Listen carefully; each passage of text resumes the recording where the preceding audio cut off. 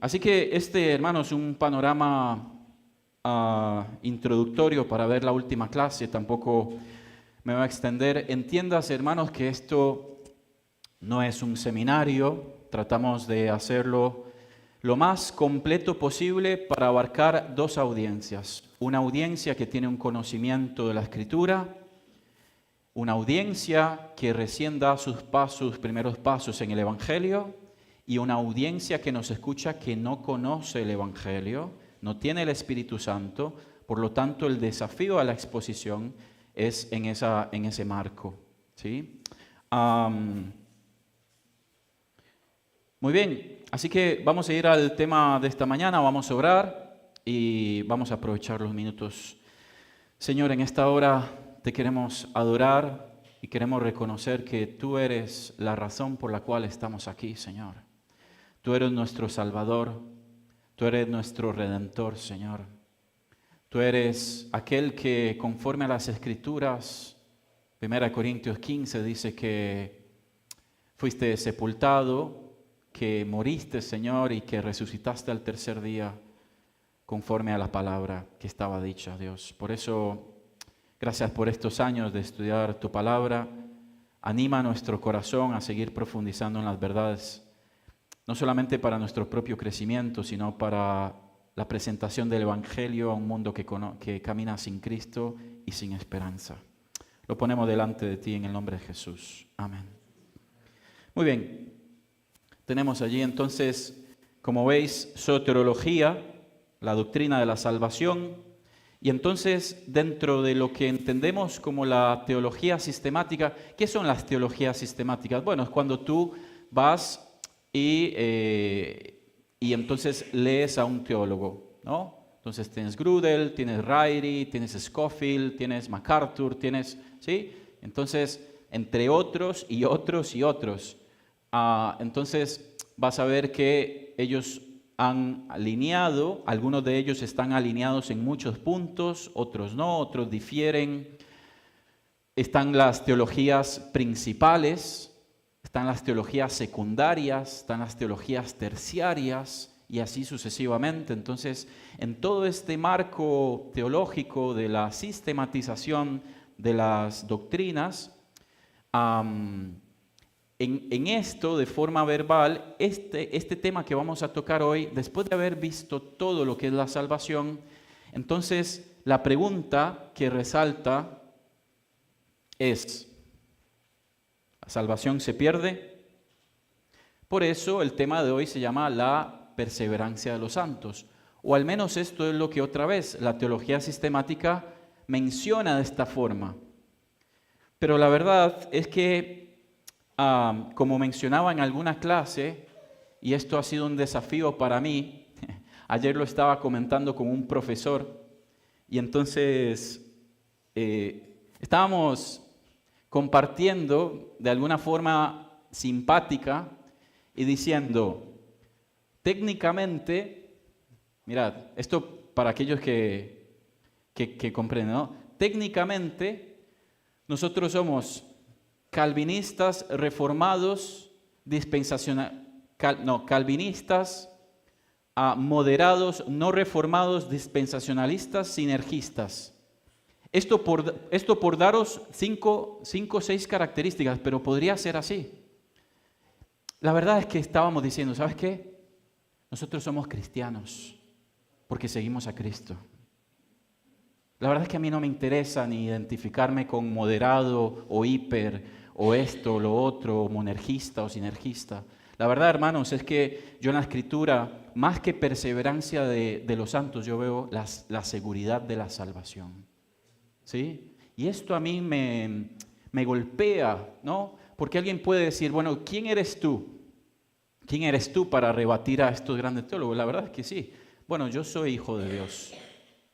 Yo soy hijo de Dios, yo soy coheredero, yo soy coparticipante de las riquezas en gloria, yo estoy sentado a la diestra también, allí donde Cristo me ha colocado, ¿sí? Yo soy adoptado, yo soy redimido, yo soy sellado con el Espíritu Santo. Y lo que ha dicho Yulman ahora, yo tengo que tener seguro cuál es mi identidad, Porque si mi identidad me la da Calvino, si mi identidad me la da Pelagio, si mi identidad me la da Agustín, yo tengo que ir a la Biblia otra vez para entender que mi identidad me la da Cristo. Amén.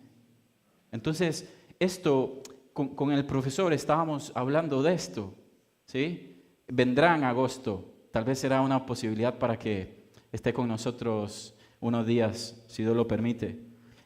Nos visita a Esther y a mí con su esposa. Así que la pregunta allí, ¿no? ¿La salvación se pierde? Ahora, entiendas, hermanos, que desde la clase, pues claro, hay que plantear las líneas y lo que la historia dice, lo que la teología sistemática dice, porque está mal, no, porque está bueno saberlo, porque está bueno saberlo. Entonces después, tú y yo tenemos el desafío de ir a casa y seguir estudiando, y como hemos dicho una y otra vez, no compres convicciones prestadas de nadie. Deja que el Espíritu Santo a través de la Escritura, ¿sí?, te convenza y te dé un semelio, una convicción sobre esto. Así que vamos a ver definiciones. Muy bien. Y como estamos hablando entonces en el tecnicismo dentro de esto, la perseverancia, mira lo que dice allí. En la teología sistemática, por eso quiero recalcar esto, ¿no? O sea, desde lo que dice la teoría. Ok, la doctrina de la perseverancia, según la cual aquellos que han sido verdaderamente salvos por Dios, perseveran en la fe hasta el fin. ¿Sí? Entonces, se da este sentido que yo persevero, como yo persevero hasta el fin, yo en mi vida cristiana, en mi caminar con Cristo, como yo mantengo mi fe, entonces se entiende que yo soy un santo que ha sido preservado. Desde la soteriología, desde la doctrina de la salvación, entonces aquí entramos en un tema. ¿Por qué? Porque es clave tanto en la teología reformada, esto ya lo vamos a explicar brevemente porque no podemos entrar en detalles, desde la teología reformada, es decir, desde los reformistas, los padres allí, Calvino, Lutero, hace más de 500 años, como en la línea dispensacionalista hace unos 200 años aproximadamente. ¿Sí? Entonces, este sentido de que los santos perseveran, es decir, de que la salvación es una y para siempre, se identifican con estos dos cuadros. Pero lo que pasa es que el matiz es muy distinto entre uno y el otro. ¿Sí? Y esto, la verdad es que le pido al Señor me dé la capacidad de explicarlo lo más sencillo posible, porque no es fácil, sobre todo cuando son matices tan ligeros. ¿Sí? Entonces, otra vez, la perseverancia, la doctrina según la cual aquellos que han sido verdaderamente salvos por Dios perseveran en la fe hasta el fin. No pierden su salvación y serán preservados por Dios para vida eterna. Vamos a ir entonces a lo que sería otra definición que vendría a ser una especie de antítesis, es decir, algo contrario a esto. Entonces, si por un lado tenemos la perseverancia de los santos, por otro lado tenemos la apostasía. Se llama apostasía porque proviene justamente del griego que se llama apostasía y significa, y aquí ¿sí?, se entran en detalles más sutiles, significa literalmente alejamiento o abandono. Entiéndase uno o entiéndase otro. Depende de qué vamos a dar ese matiz a un caso o a otro. Depende del contexto también. Pero la palabra que vas a encontrar para apostasía es alejamiento o abandono. Es el abandono voluntario y consciente de la fe cristiana que una persona en pasado profesaba En términos de salvación, se refiere al alejamiento de la gracia salvadora, la negación de Cristo o el rechazo persistente en la verdad del Evangelio. ¿Sí? Pero claro, ahí tenemos varios casos. Entonces, pregunta retórica, ¿negó Pedro a Cristo? ¿Sí? No solo lo negó, lo injurió, lo maldijo. En otros países dirían, lo mandó, ¿sí? Literalmente es eso. Pedro él fue presionado al menos 3 veces, ¿no? Eres uno de ellos, eres uno de ellos. Y él en su negación fue aumentando hasta el punto de injuriarlo. Lo más sucio que podía decir en cuanto a una persona, lo dijo Pedro allí en el patio de Caifás mientras Jesús estaba siendo juzgado. ¿Fue Pedro entonces un apóstata? Desde el tecnicismo, desde la palabra técnica, ¿sí? ¿No? Se alejó, abandonó al Señor allí en ese momento. Pero entonces después tenemos que entenderlo desde el contexto real, ¿sí? Pregunta, ¿tú y yo hemos sido apóstatas esta semana? ¿Hemos negado al Señor de forma consciente o inconsciente? Justamente por eso estamos aquí, para recordar al Señor una y otra vez, ¿sí? Para venir a que Él, como era el sentido, lave nuestros pies. Ya no es necesario que nos lave todo, pero sí tenemos que lavarnos los pies porque nos ensuciamos los pies. Entonces, desde el punto de vista técnico, la apostasía se puede entender desde ese concepto. Después hay que entenderlo desde el punto de vista soteriológico en la salvación en sí. Si esa persona es realmente salva o no. ¿Sí? Tenemos otros ejemplos allí. Judas abandonó al Señor, ¿sí? Pero ¿cuál es el contexto de su vida? De que él lo vendió por 30 monedas de plata. Y después entendemos que él se suicidó porque Judas no se arrepintió, sino que él tuvo remordimiento en su corazón, ¿sí? Fue el sentido de culpa, pero él no volvió a la cruz como volvió Pedro. Pedro allí se arrepintió y lloró amargamente, a pesar de que él le había negado. Así que vemos esos cuadros. El pueblo de Israel fue un pueblo apóstata, lo es hasta el día de hoy, ha abandonado al Señor. Hasta el día de hoy están esperando al Mesías.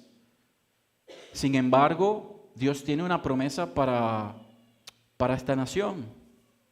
La iglesia de Galacia, ¿sí? Dice ahí,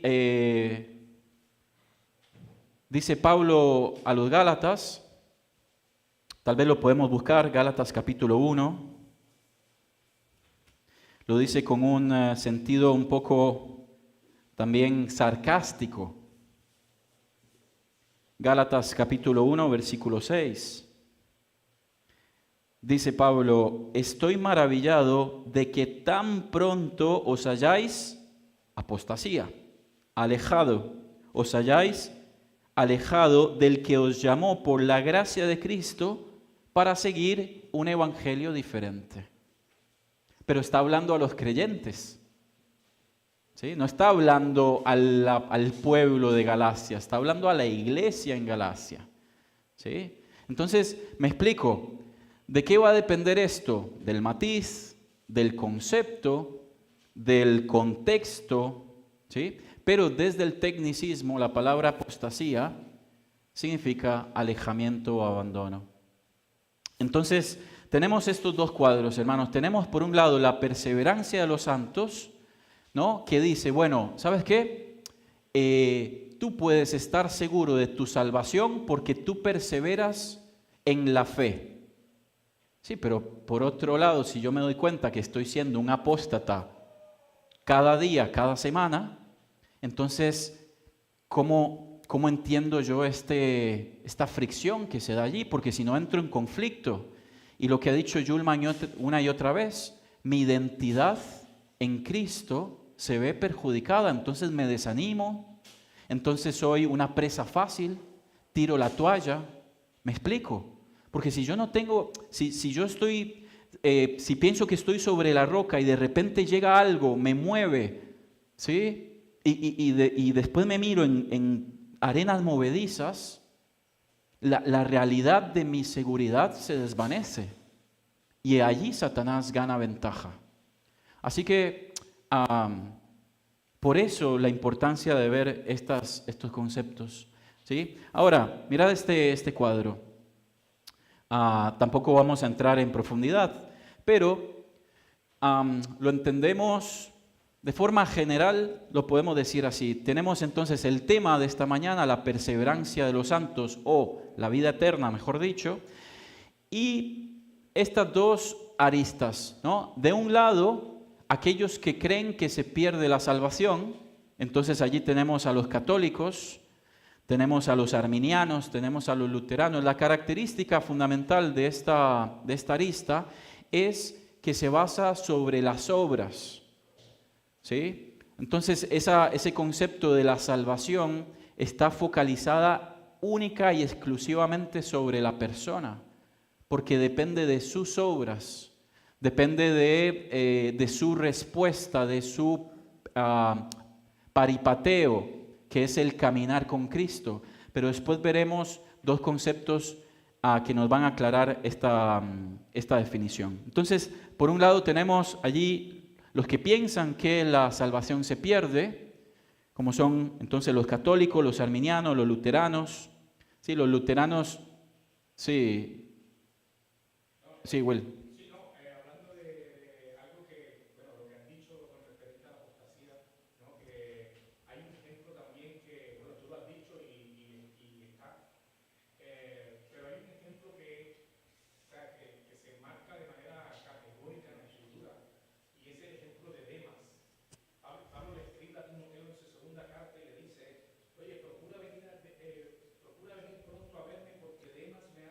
Ajá.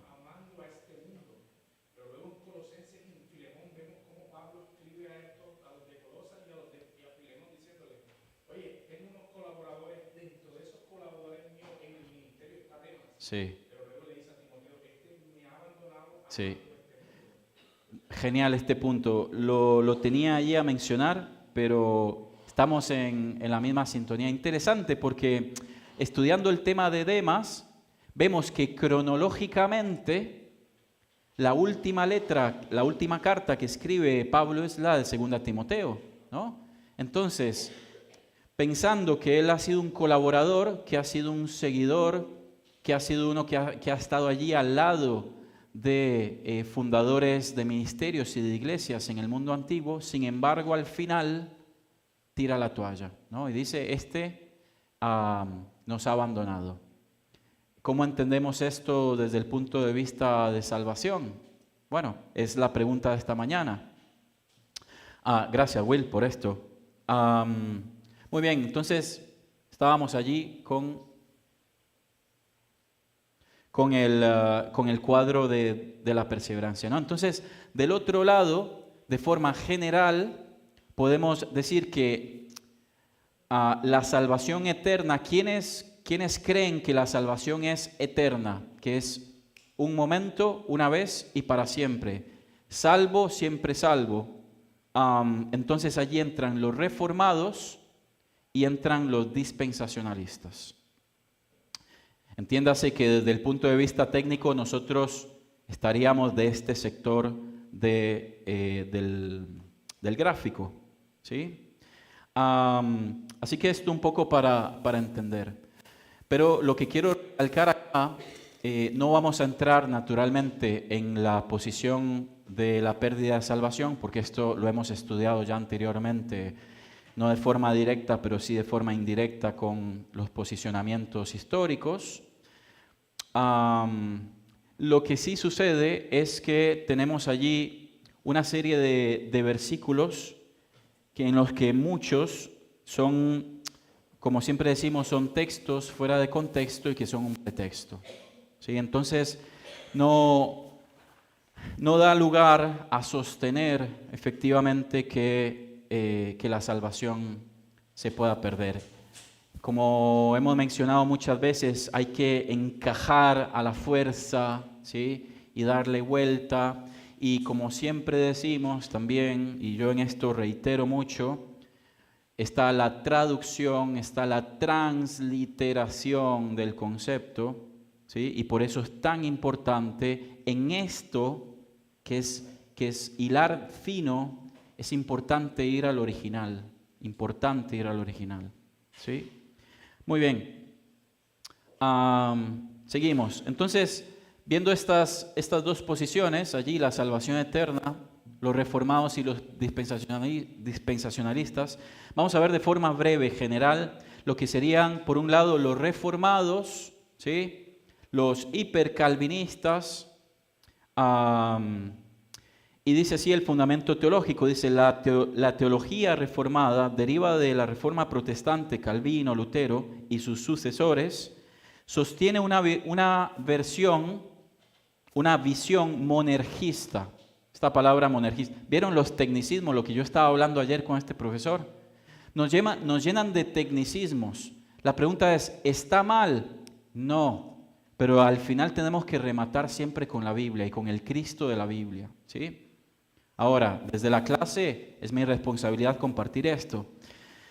Una visión monergista de la salvación. ¿Qué quiere decir monergista? Quiere decir que Dios es el único agente que efectúa la salvación absolutamente en todo, desde el principio hasta el final. Monergista, ¿sí? Él es la única fuente o la única energía que interviene en aquella persona, en aquel individuo, para que sea salvo. Claro, por eso tenemos lo que es el TULIP, los 5 puntos del calvinismo. Entonces dice allí, aquellos a quienes Dios ha llamado eficazmente y justificado, también los glorificará. Este versículo allí en Romano, ¿no? A los que llamó, justificó, y a los que justificó, bueno. Por lo tanto, ninguno de los verdaderamente regenerados puede perder su salvación. ¿Esto cómo lo entendemos? Claro, que desde esta estructura reformada, calvinista, hipercalvinista, etcétera, y todo el abanico que hay allí en medio, a mayor escala se entiende que como ha habido una elección una elección condicional, es decir, como Dios fue el único agente monergista, donde Él soberanamente, esto es lo que dice esta posición, ¿no? Donde Él soberanamente escogió a ¿sí? Entonces se entiende que esa persona no puede resistir a Dios y su salvación, obviamente como Dios le eligió de forma condicional, como no se puede resistir, por lo tanto, de forma soberana, Dios va a hacer que su salvación o su caminar en fe sea de forma persistente, constante y no abandone. Sí, Bren.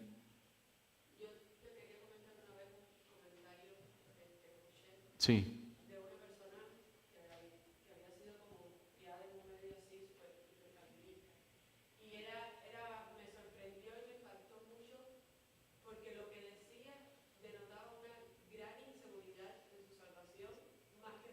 Ajá.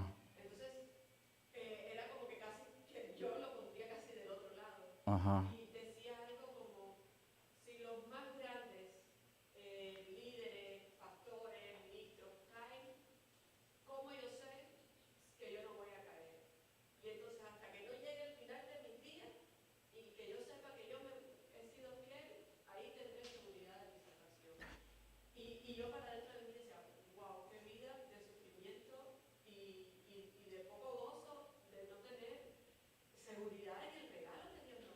Ujú.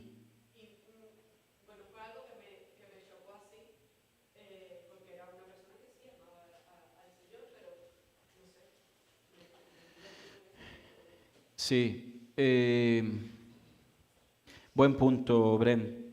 La verdad, hermanos, es que si me dejáis ser totalmente transparente, ¿os acordáis la frase? De hecho, Isaac hace un tiempo me preguntaba, ¿no? Hablando de la Trinidad, decíamos, si niegas la Trinidad, perderás el alma. ¿Por qué? Porque no estás reconociendo a Dios, ¿no? Pero si tratas de entenderla, perderás la cabeza. Esto es una frase tremenda que le ha dicho un teólogo. ¿Por qué? Porque el punto es que si yo me rayo tanto la cabeza en tratar de encontrar las líneas más sutiles de esto, yo caigo exactamente en esto.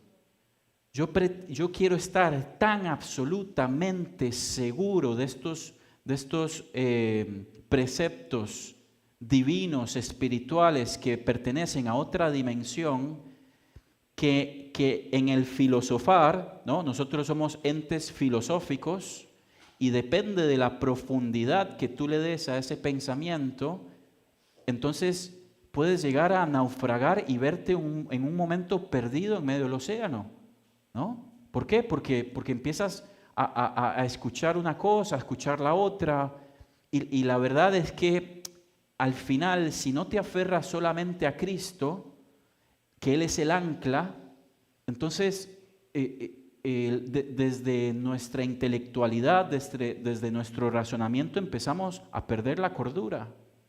Por eso, hermanos, en un momento Pablo dice allí, no os hagáis maestros muchos de vosotros. No es el sentido de enseñar, por supuesto, ¿no? Él dijo, id por todo el mundo haciendo discípulos, discípulos que hacen discípulos que hacen discípulos. En un contexto lo que está diciendo también es, o sea, no sobrepaséis los límites de lo que yo, ¿no?, os he revelado. Y para esto, hermanos, hay que tener madurez, para esto hay que tener objetividad. Hemos dicho en alguna otra clase que ninguno de nosotros es perfectamente objetivo, ¿sí? Esto es un concepto racional, lógico. Todos tenemos inclinaciones a algo, ¿sí? Pero estás de cara a una fuente que es perfecta, donde no hay ninguna inclinación. Hemos dicho a lo largo de estas clases, Dios, ¿qué es más? ¿Amor o justicia o soberano? ¿Qué es más? Según la inclinación que yo tenga, me desviaré hacia un lado u otro. Pero el hecho que yo me desvíe hacia un lado o el otro no omite que Dios es exactamente equilibrado. ¿Me explico? Solo una cosa. Sí. Hay un ejemplo muy claro y muy bonito del amor de Dios, ¿no? El amor de Cristo, que sabiendo que Judas le iba a traicionar, al primero que le dio el pan con vinagre, mejor el pan, que se lo dio, y eso era símbolo de, era al que más estima de tener. Sí. Fue a Judas. Sí, sí. Y él sabía que le iba a traicionar. Pero ahí está el inmenso amor de Dios, el inmenso amor de Cristo por nosotros, que a pesar de saber cómo somos, Él sigue dándonos muestra de su amor y posibilidades de... Esto lo vimos, creo que en alguna clase de la cena, cuando vimos la cena, de cómo los discípulos se sentaron allí al Señor. No podíamos ver todos los lugares, pero sí vimos algunos lugares, y quien estaba allí al lado del Señor, como ellos se recostaban como de semiespalda, ¿sí? El Señor a quien le estaba dando la semiespalda, pero no por darle la espalda desde el concepto que nosotros conocemos, sino por confiar en Él, ¿no? Yo tranquilamente puedo confiar en Isaac porque sé que él, ¿sí?, es una persona que está para protegerme, entonces no tengo que estarme guardando la espalda. Jesús hizo eso con Judas, ¿sí? Él le dio la espalda, tanto que fue el que le dio el pan mojado allí y le dio de probar de primero. Es increíble todo ese cuadro, tremendo. Muy bien, bueno, volvamos al tema. Ok, entonces estamos allí con el tema de los reformados, ¿sí? Y por otro lado tenemos, ahora tal vez acá entra un poco lo que decía Brenda, dice, bueno, ¿qué implicaciones tienen los reformados? Hablando siempre, hermanos, desde la perseverancia de la salvación, desde la pregunta, ¿se pierde la salvación? Estamos siempre en ese tema. Entonces, Algunos puntos, dice, la perseverancia es evidencia de la elección divina. Lo que decíamos al principio, ¿no? Los reformados dicen, o sea, tú perseveras en la salvación porque yo te elegí de forma divina, de forma incondicional, perdón, ¿sí? Entonces, segundo punto, dice, los santos pueden caer en pecado, se pueden deslizar en pecado, pero Dios los restaura, ¿sí? La perseverancia, punto 3, la perseverancia no es un proceso activo. Acá hay un conflicto, parece haber una contradicción. Dice, la perseverancia es un proceso activo. Los creyentes deben luchar, orar, obedecer y confiar en Dios. Pero si me estás diciendo que la perseverancia es una evidencia de la elección divina, que Dios lo restaura, entonces este tercer punto me hace pensar como que el Señor ha generado automatismos, para que esa persona esté programada soteriológicamente, ¿sí? Para no caer de la gracia salvadora. No sé si me explico. Es decir, por un lado, se pretende que toda la salvación de principio a fin, entonces recae en la persona de Dios, de modo monergista. Pero por otro lado, me está diciendo que ese modo, en la forma activa, tiene que ver en que Dios me ha programado a mí para que yo esté luchando constantemente, para que yo esté orando constantemente, yo tenga una vida de obediencia constantemente, ¿sí? Y una vida de confiar en Dios. Pero la pregunta aquí es, ¿esto es desde la libertad que puede tener un hijo de Dios? ¿O es, como hemos dicho, entonces algo que ha sido impuesto de forma soberana? Entonces me explico, el tema de la salvación, al final la pregunta ¿es un regalo o es una recompensa? Porque si yo tengo tres niños aquí, ¿no? Uno se portó mal, uno se portó mal, el otro no hizo nada y el otro se portó bien, ¿no? Y entonces yo a los tres les doy el mismo regalo, les doy el mismo objeto, el mismo obsequio. La pregunta es, ¿cuál es verdaderamente un regalo? Tengo uno que se portó bien, entonces le doy un obsequio. Tengo uno que no hizo nada, le dio igual, ni fu ni fa. Y tengo uno que me hizo la clase patas para arriba, ¿no? Como decimos. La pregunta es, si de mí nace dar un obsequio, ¿a cuál de ellos es verdaderamente un regalo?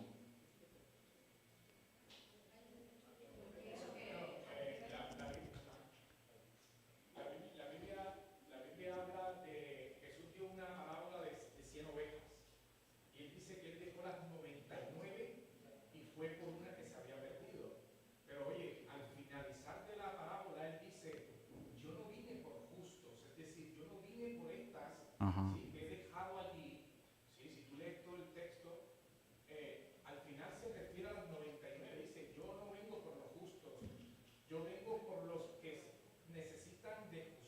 Ujú.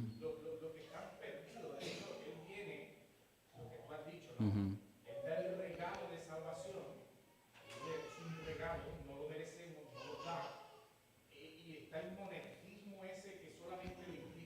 Ajá.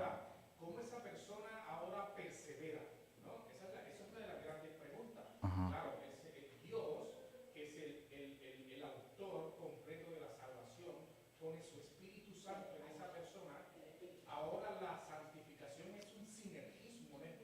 Ujú.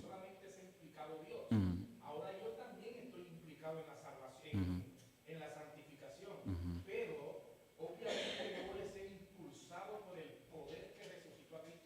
Ujú. Ujú.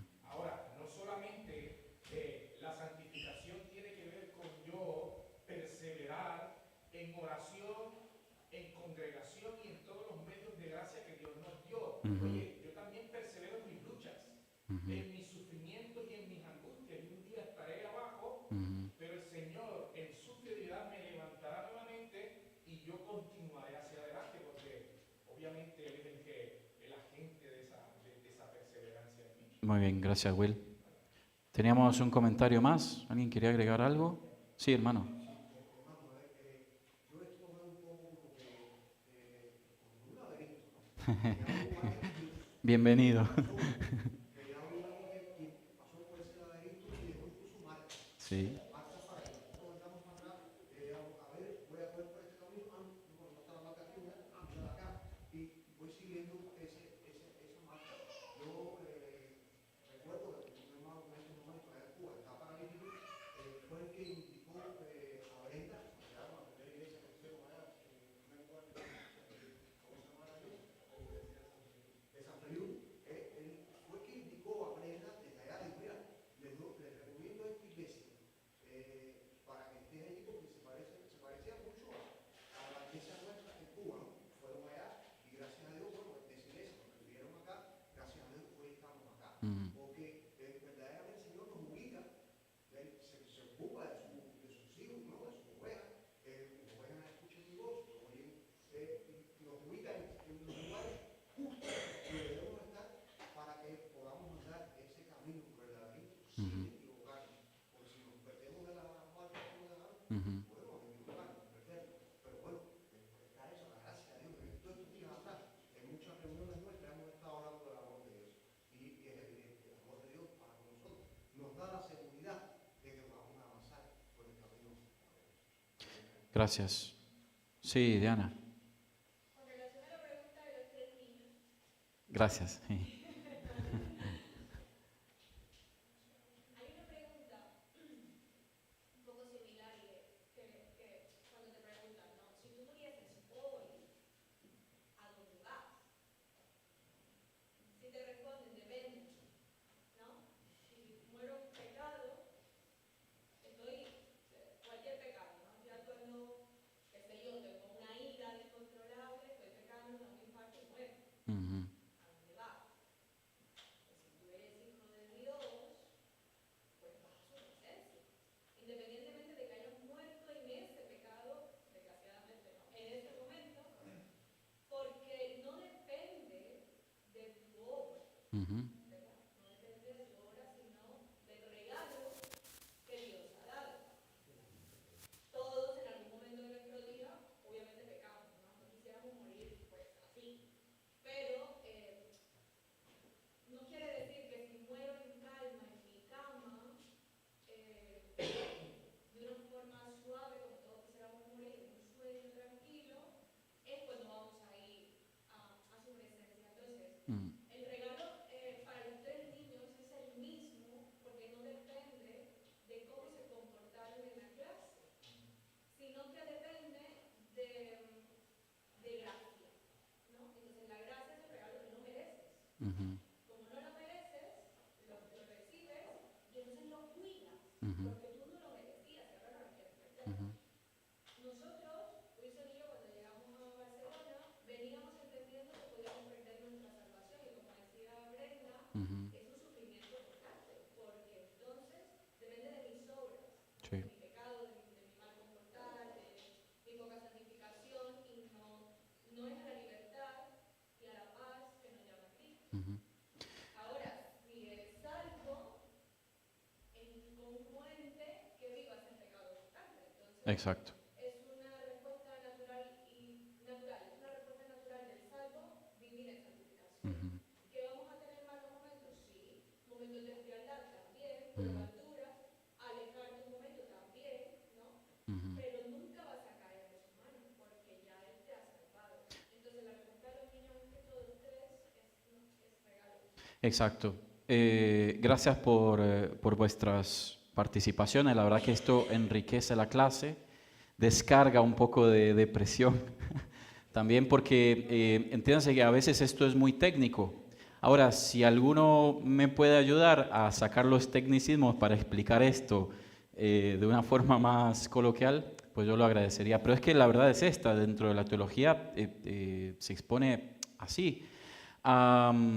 Ahora, Es verdad, Diana, que en el ejemplo tal vez yo no me expliqué bien, ¿no? Yo a lo que trataba de hacer referencia es que tal vez si a un niño se porta bien, ¿no? Entonces, más que un regalo es una recompensa, ¿sí? Entonces, yo yo lo recompenso, sí, Claro, entonces hace la compara Cami. como el regalo y la recompensa. La recompensa es porque te lo merezcas más o menos. El regalo es, sale de tu corazón y no depende del que lo recibe.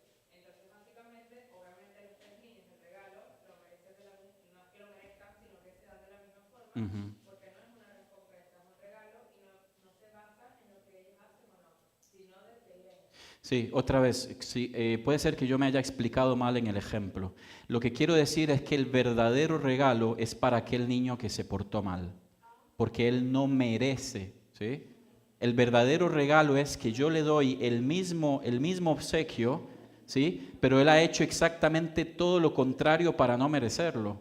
El otro ha sido una recompensa, ¿sí? Es decir, tienes un sentido natural, ¿no? De decir, viste, el nene se ha portado bien, ha sido obediente, ¿sí? Conforme a sus obras, conforme a sus actos, entonces te nace de querer recompensar esto. El otro niño puede ser que, bueno, che, a uno le di, al otro no, entonces, bueno, por lástima o por compromiso, ¿no? Entonces le doy un regalo. Pero efectivamente el que yo, o sea, no le quería dar nada, me quería desentender de todo, es el niño que se porta mal. Sin embargo, es efectivamente un regalo que no merece porque no hizo nada para obtenerlo, ¿no? Claro, claro, claro. Entonces, Es Romanos diciendo que Jesús está intercediendo por nosotros. sí, Romanos 8, ¿quién nos separará del amor de Dios? sí, Jules. Algo referente a esto mismo, volviendo a los muchachos, tenemos un ejemplo que muchas veces nos vuela la cabeza, por lo menos David, un hombre que pecó, sin embargo Dios le llama que es un hombre conforme al corazón de Dios, Ajá. un hombre que cometió adulterio. Entonces la conclusión es que David sí reconoció quién lo había llamado. Ujú, Cuando no era nadie, cuando no significaba nada, Dios se acordó de él. ujú, Es algo que David siempre guardó en su corazón porque la Biblia también dice que él es el dulce cantor de Israel. ujú. Independientemente de su pecado, él conocía quién era y que lo había llamado. Y esto lo lleva a arrepentirse. Aunque él se arrepintió, clamó al Señor, oró. Dice que el niño, yo considero el pecado, murió. Y cuando el niño murió, él se levantó y siguió siendo ¿qué? El rey de Israel, tal cual como Dios lo había llamado. Gracias, Joel. Algo que quiero resaltar, ¿sí? Vamos a ir terminando, me quedan un par de conceptos y rematamos con esto. Algo que me llama la atención es que, si veis, estamos dentro de lo que es el posicionamiento reformista. Pero es interesante porque la misma palabra perseverancia, ¿sí? A ver, si Dios dice que Él es fiel cuando nosotros permanecemos infieles, que Él permanece fiel, perdón, que Él permanece fiel aun cuando nosotros somos infieles. El concepto de perseverar, ¿sí? Te hace pensar más en qué ente, en un Dios que es inmutable o en el ser humano que es inconstante en todos sus caminos. Entonces te das cuenta que desde este posicionamiento, ¿sí? Parece que al final el hecho de que hay una salvación eterna proviene externamente de Dios, que soberanamente lo ha decidido así para esa persona, pero en la práctica es porque esa persona está constantemente perseverando en su salvación. ¿Sí? No sé si me explico con esto. Sí, hermano.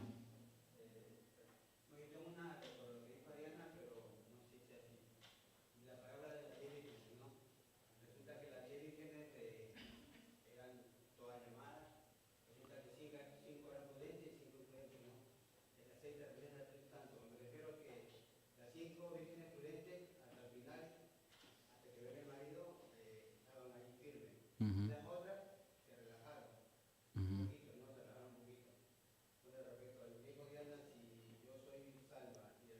Ajá. Sí.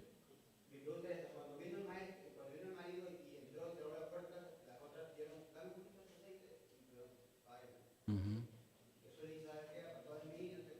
Ujú, Entonces, pues yo pienso los que perseveran hasta el final en Jesús serán salvos. ujú. Entonces, recuerdo lo que tú dices, que la salvación no se pierde, o sea, yo me puedo relajar y último por el Señor, Sí.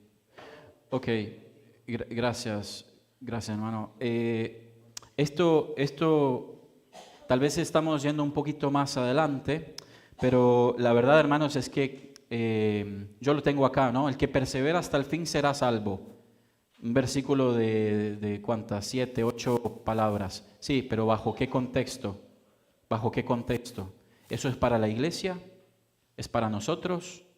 ¿Cuál es el contexto que envuelve esta frase? Si yo lo tomo de esta forma, entonces efectivamente estoy obviando todo un panorama, un escenario que tenía que ver allí.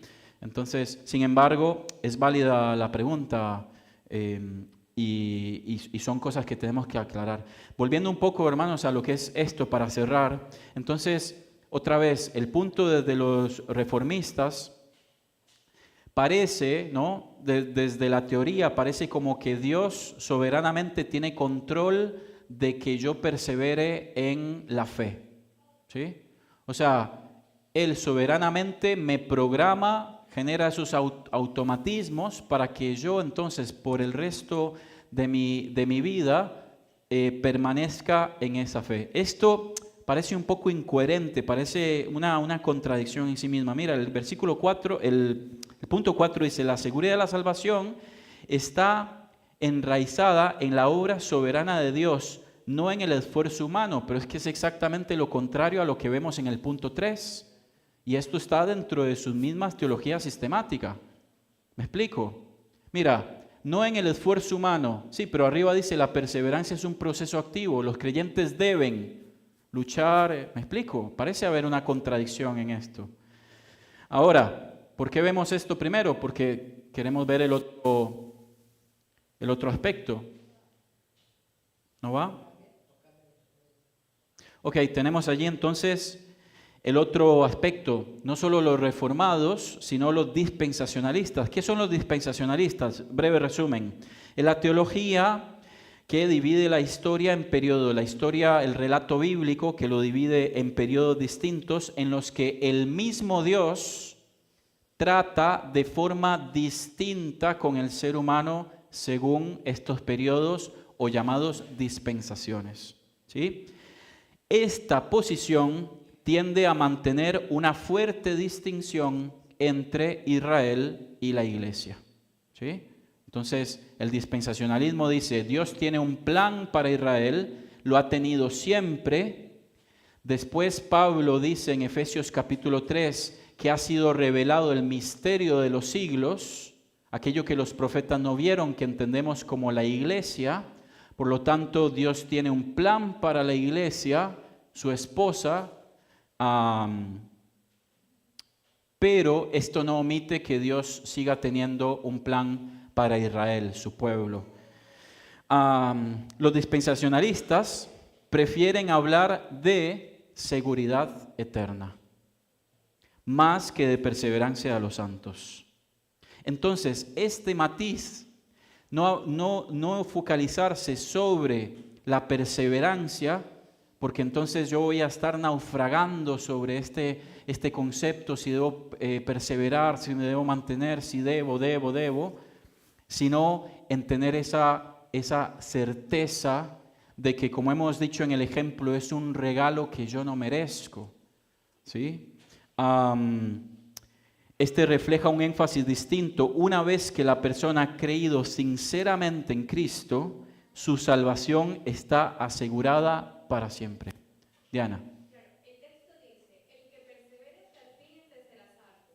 O sea, así rápidamente parece que lo que dijera es, si tú perseveras en tus obras, entonces alcanzarás la salvación. Pero si piensas, a ver, el que persevera hasta el fin, este será salvo, perseveraste porque eras salvo. O sea, el ser salvo te hace perseverar por lo que has dicho, porque el Espíritu Santo te impulsa en ese camino y nunca te aleja.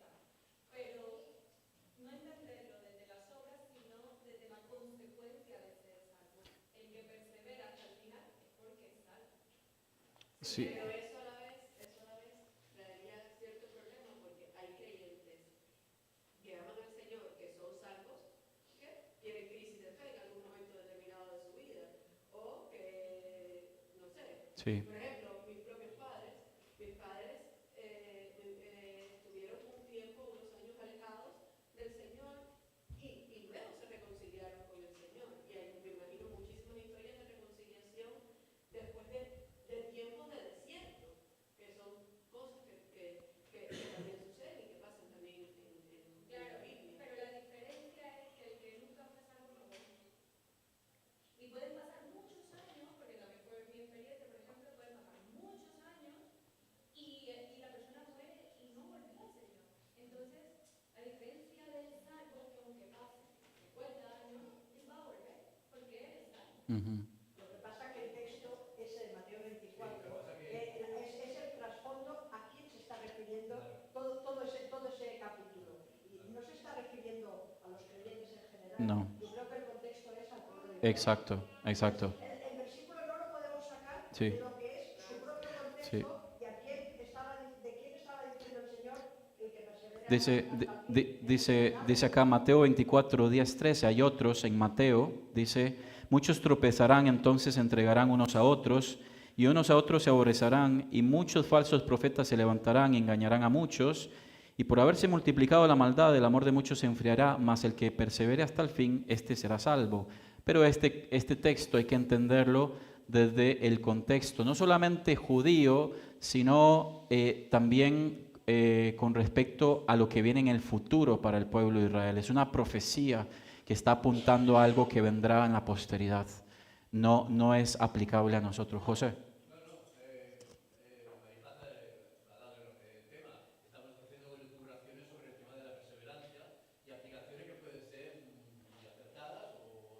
Ujú. Pero que aquí el tema está hablando sobre los que vivan en la gran tribulación que tendrán que pagar con su vida. Exacto.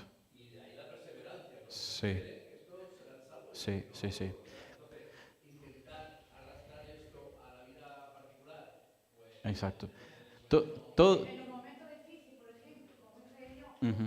esto me asusta, esto, wow, y entonces me olvido de Dios. Ujú. De hecho, ahí está, yo creo que teniendo Ujú. de llegar hasta el final, ¿no? Ujú.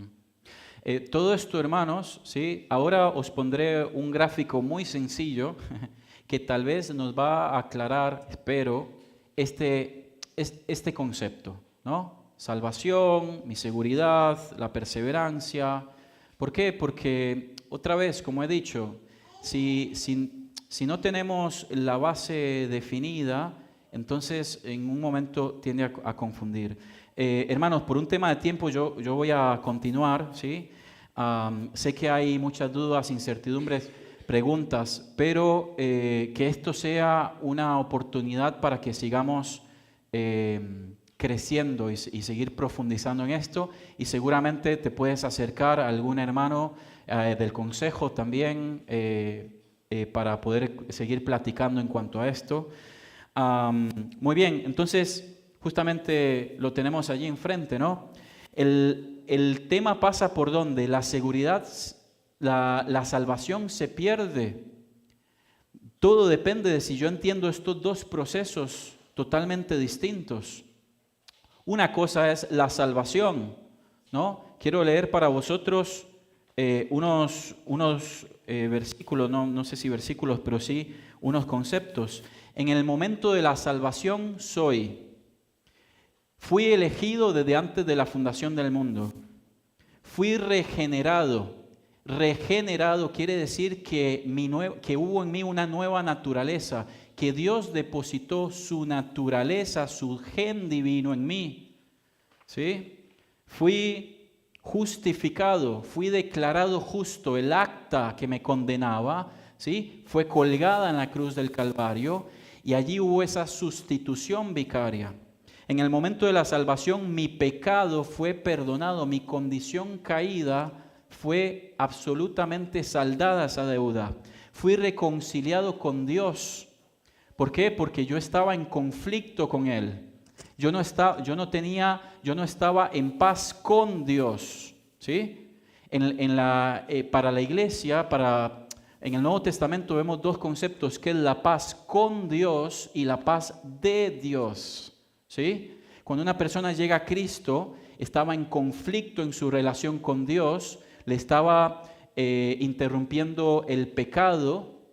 Por lo tanto, a través de la obra de Cristo en la vida de esta persona, ahora él tiene paz con Dios.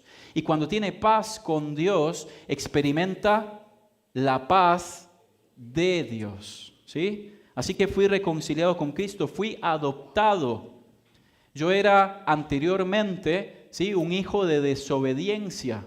Sin embargo, cuando estoy en Cristo, cuando llega el momento de la salvación, yo soy adoptado allí, hijo suyo. Estoy unido a Él. ¿Por qué? Porque Él es la cabeza y yo soy ahora miembro de su cuerpo. Fui redimido. Este concepto que lo hemos estudiado varias veces. Fui agorazo, exagorazo y lutroa. Él vino al mercado, me compró por precio, me saca del mercado y me hace libre. Fui santificado posicionalmente. Él me declara santo posicionalmente. En la práctica después vendrá el otro proceso, pero en la posición yo soy santo, soy separado de Dios. Y un aspecto más, fui sellado con el Espíritu Santo de la promesa, dice Efesios allí capítulo 1. Así que hermanos, parte de esto, seguramente hay más, pero parte de todos estos ítems que os acabo de nombrar es todo lo que sucede cuando yo soy salvo. ¿Cómo podría esto volver atrás? ¿Cómo puede ser que yo sea sellado con el Espíritu Santo de la promesa y después, ¿sí?, por más jabón, lavandina, por más lo que sea? No es posible esto. ¿Cómo puede ser que mis pecados, mi condición de pecado haya sido perdonada, mi acta ha sido saldada porque Él pagó mis pecados pasados, presentes y futuros? ¿Sí? ¿Cómo puede ser de que Él me haya adoptado legalmente hijo suyo y entonces después no depende de mí negar esa condición de hijo? ¿Sí? Ahora, estamos hablando, hermanos, siempre en el cuadro de que esa persona ha sido efectivamente salva. ¿Sí? Efectivamente salva. ¿Por qué? Porque por otra parte va a decir allí, por ejemplo, va a decir Juan, salieron de nosotros, pero no eran de nosotros. Porque si hubiesen sido de nosotros, habían permanecido con nosotros.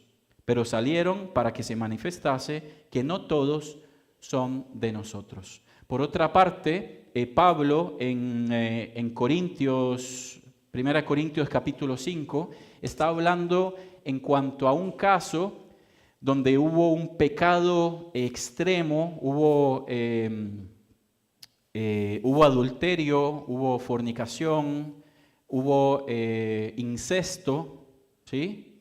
¿Y qué dice Pablo allí? Dice, en otras palabras, lo alitero, dice, oramos para que Dios destruya su cuerpo a fin de que su alma sea salva, ¿sí? En otras palabras, está diciendo, este es un hermano en la fe que se deslizó en los deseos de la vida y del mundo, como pudo haber sido Demas, ¿sí?